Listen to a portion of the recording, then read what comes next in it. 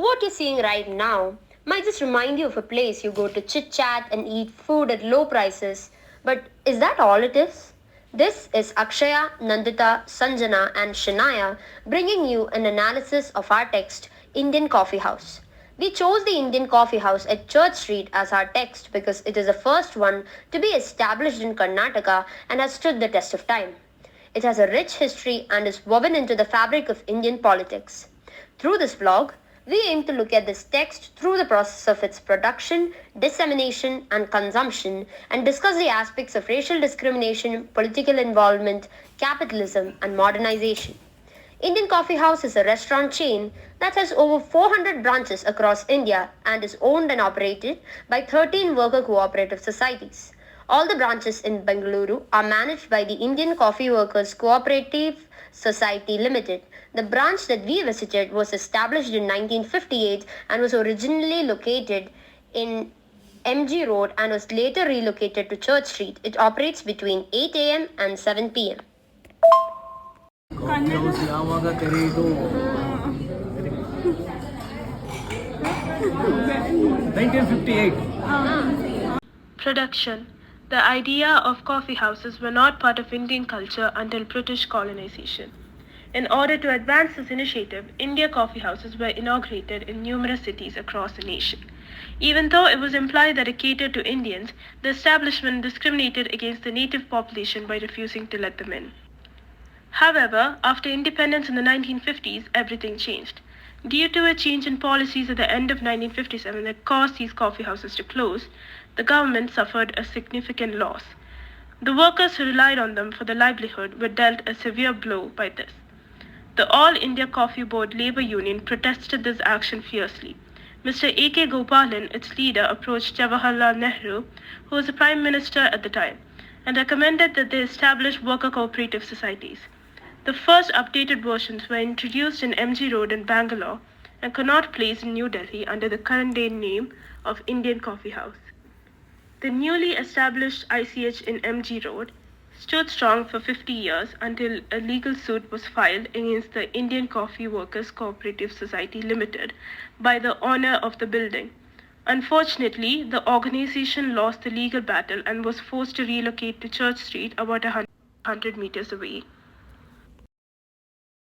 Dissemination.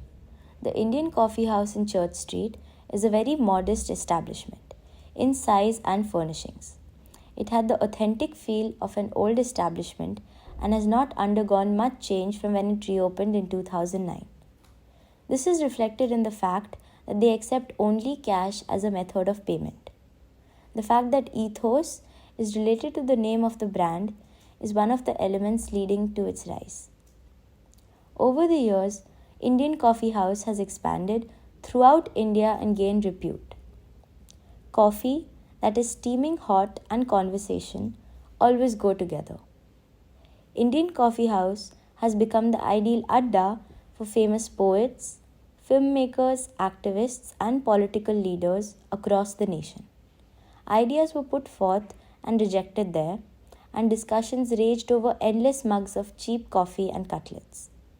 Comparing the interior and infrastructure furnishings of ICH from Church Street and its predecessor in MG Road, it can be said that there has not been much effort to modernize or develop the establishment and increase the sales.